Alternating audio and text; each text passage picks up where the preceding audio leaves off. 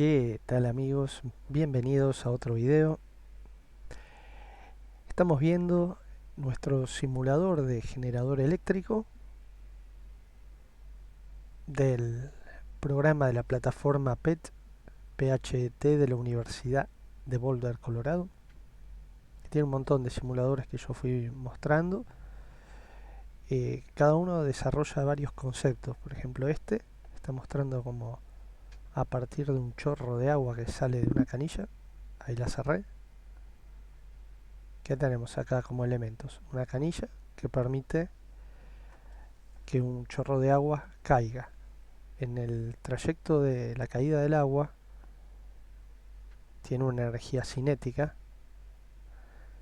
que va a hacer mover este molino. El chorro de agua golpea las paletas de este molino.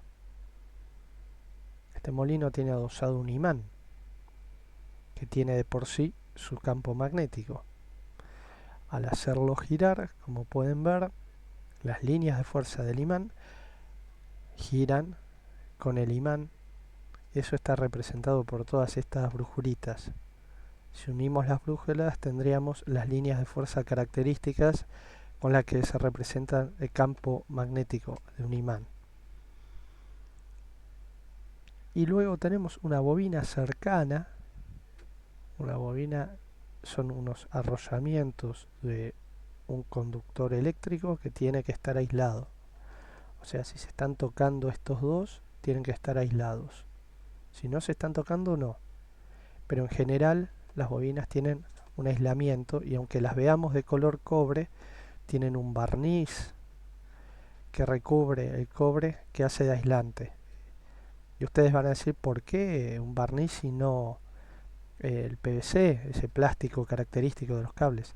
Porque ocupa mucho lugar y aleja las bobinas. Entonces una bobina, si la hiciéramos con cable aislado en PVC, sería enorme al lado de otra que tiene solamente el barniz, que es muy finito. Es por ese motivo, y cuando están más cerca funcionan mejor, como cuando hay más espiras. Miren cómo aumentó la luz al poner más espiras. Captan más líneas de fuerza las bobinas que pasan a través de ellas al moverse el imán. Al moverse el imán, o sea, si yo apago la canilla, la cierro, perdón, cierro la válvula, se detiene, tiene que estar en movimiento. Y fíjense que la energía cinética es directamente proporcional, o al menos es proporcional al movimiento de este molino y a la corriente que induce. O sea, más rápido lo hacemos girar a medida que abrimos más agua, más luz emite. ¿Y qué podemos ver acá de la corriente que está produciendo? Podemos ver que esta corriente hace prender y apagar una lámpara. No podemos ver otra cosa salvo un voltímetro acá que va para un lado, para el otro y muestra un positivo, un negativo, porque este programa no tiene más, por ejemplo, no tiene un módulo que sea un osciloscopio que me permita ver. Eso sería interesante, pero vamos a complementarnos con otro para estudiar los componentes de una onda de corriente alterna como la que está produciendo este imán al girar por el chorro de agua, induciendo esta bobina. Para eso vamos a valernos de este otro excelente simulador de esta plataforma PET que se llama Tour Trigonométrico. Un paseo por la trigonometría. ¿Y qué estamos viendo acá? ¿Qué es lo primero que vemos? Este círculo. El círculo que está dividido en dos ejes, X e Y, que coinciden con este gráfico de abajo, también tiene dos X e Y. Pero acá tenemos una onda senoidal. ¿Qué coincide? Ya se los voy diciendo, acá no lo podemos mostrar, pero coincide con la corriente que produce este movimiento giratorio de este campo magnético. O O sea, la corriente en cada vuelta, por eso la lámpara se prende y apaga, hace esto.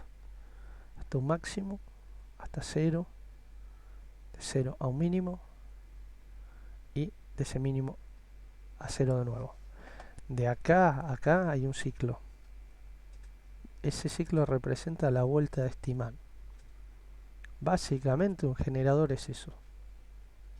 Es un campo magnético producido por un imán, o también puede ser un electroimán, porque la bobina es reversible. Si yo esta bobina la conecto a una batería, cuando circula una corriente va a generar un campo magnético como si fuese un imán.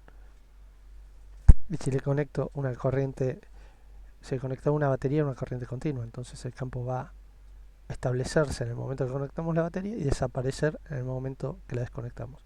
Pero si le conecto una corriente alterna, va a producir un campo magnético también que varía. De ahí sale el transformador, pero no es lo que estamos viendo ahora. Lo que estamos viendo ahora es cómo es la onda de corriente que produce ese generador. Y la onda tiene esta forma. Esta es la representación clásica que vemos hasta en los dibujitos de los selectores de los voltímetros, cuando tenemos que elegir de los multímetros, de las pinzas amperométricas y de otros instrumentos de medición que permitan medir la tensión de corriente alterna. Vamos a ver una ondita así, que es la onda que representa a la onda senoidal. Se llama virgulilla también. Indica una variación en el tiempo. Porque esta representación es una representación, estamos hablando de gráficos, pero son de distintos tipos. Esta representa coordenadas, cómo se desarrolla en una coordenada una onda en el tiempo. Desde 0 a un máximo, pasa por 0, va a un mínimo y vuelve a 0. Esta es la onda. Después esta onda se va a repetir una cantidad de veces por segundo. Yo le estoy dando la velocidad. Si hago así es más rápido. Si hago así es más lento. Yo soy el que va a hacer que esta onda se produzca una cantidad X. Miren, 0, 1. Ahí paré. Eso sería un hertz. Miren. 0, 1. Ahí eso sería una onda de 1 hertz que si se repite en el tiempo va a ser un ciclo por segundo. Si voy más rápido será más hertz o más ciclos por segundo. Si hago así, ¿no? Miren cuántas vueltas hice en menos de un segundo. Entonces necesitamos un tiempo que está representado por este eje. Y este otro eje es la amplitud. Eso la onda pasa de 0 a un máximo, de un máximo a 0, 0 a un mínimo. Y de ese mínimo de nuevo a 0. Todavía no hablé del círculo trigonométrico, pero lo están mirando y pueden ver que hay un movimiento giratorio. Pero que aparece un triángulo todo el tiempo ahí que va cambiando la magnitud, que es básicamente el tamaño de este vector y de respecto a donde se encuentra ubicado. Miren ahí este verde que corresponde a este valor que se traslada acá va creciendo. Como va creciendo ahí es el máximo. Acá tiene un ángulo especial que si lo ponemos nos permitir 0, 45, que es la mitad, fíjense, 45 está acá. No es la mitad del recorrido. Y el máximo. Y después se repite todo en forma inversa. 45 acá, 0 acá, y después se repite todo en forma negativa. Pasamos a la parte negativa de la onda. Esto que vemos acá es simétricamente lo mismo que esto, pero negativo. Como esto es el positivo y este es el negativo. Después tenemos el 0 acá y el 0 acá. La onda empieza en 0, pasa por 0 cuando termina un semiciclo. Si todo esto era un ciclo, esto es un semiciclo, medio ciclo. Y acá vuelve al mínimo y acá al 0. O sea, pasa 0, 0, 0. 3 veces por 0, 2 veces por los picos. Esto se llama pico. Esto es la amplitud. La amplitud puede ser instantánea. En cualquier lugar de la onda podemos ver qué amplitud tiene. Nos detenemos ahí, le sacamos una foto y tiene un valor esa amplitud. Puede ser la máxima, el pico, la cresta. Y esto también es un pico, pero en realidad es un pico negativo, un valle. Ahora hay algo muy interesante. Nosotros en los enchufes tenemos 220 de monofásica. También hay bifásica, pero vamos a hablar de la monofásica 220. Y en uno de los polos, que es la fase, esta onda se produce 50 veces por segundo. Así de rápido, 50 veces por segundo. Y en esos 50 ciclos tenemos un valor pico positivo y otro pico negativo. Bueno, del pico positivo, el valor pico a pico es la suma de los dos, no se restan. Es un valor absoluto, por más que uno sea positivo y uno negativo. O sea, uno dice más 10 y acá menos 10, ¿cuánto me da? 0. Pero no, en el valor de la onda es 20. Eso es un dato a tener en cuenta. Después otro dato que yo había preguntado en un video y contestaron por ahí muy bien. Si yo les pregunto, si esta onda representara 220 volt, ¿dónde estaría el 220 volt? ¿Estaría acá? ¿Y el menos 220 volt acá? ¿Dando un pico a pico de 440? Y la respuesta es no. El pico de esta señal, esperen que voy a borrar la calculadora. Acá me gustó más. El pico de esta señal corresponde a 220 por la raíz cuadrada de 2. ¿Qué hacemos así? 2 raíz cuadrada es 1,41 por 220. El pico va a ser 311. Nuestro voltímetro te mide los 220 porque el 220 es el valor eficaz o RMS. Entonces tenemos que si el valor pico de una onda senoidal de 220 volt de corriente monofásica, no digo alterna, pero ya estamos hablando de una onda, ya sabemos que estamos hablando de monofásica, también indica que es una sola fase, la fase es la onda, es 311, quiere decir que si dividimos 311 nuevamente, 311 aproximado le pongo, no hice 311, divido la raíz cuadrada de 2, que era 1,41, más o menos nos va a dar de nuevo 220, y ahí lo tenemos.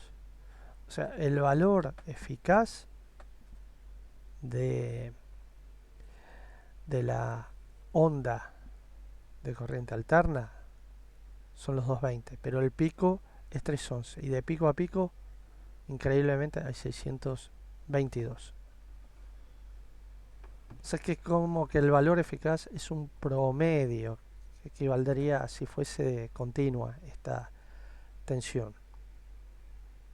Pero bueno, normalmente uno ve la onda y lo primero que visualiza es que si son 220, o sea, casi en forma intuitiva, el 220 estaría acá. No está acá. El 220 estaría más o menos, el valor RMS estaría entre los 60 y los 45 grados, más o menos, más cerca de los 45 me parece, acá.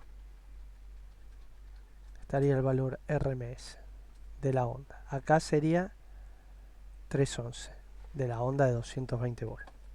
Bueno, esta es la respuesta a la pregunta que había hecho, que algunos contestaron, y es un dato interesante a tener en cuenta, que por supuesto esto se puede desarrollar con un montón de cálculos de trigonometría, básicamente, ¿no?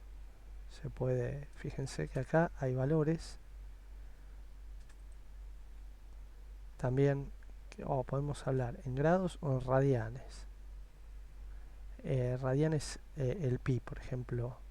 Acá tenemos 0, en el máximo tenemos pi sobre 2, y acá tenemos 2pi, que significa 360 grados. El pi es 3,1428, no es más que eso, 2pi.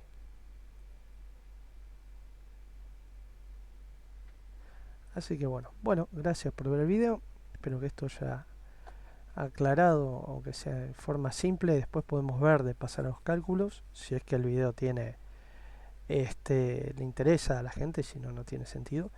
Así que gracias por haberlo visto, espero sus comentarios y nos vemos en el próximo.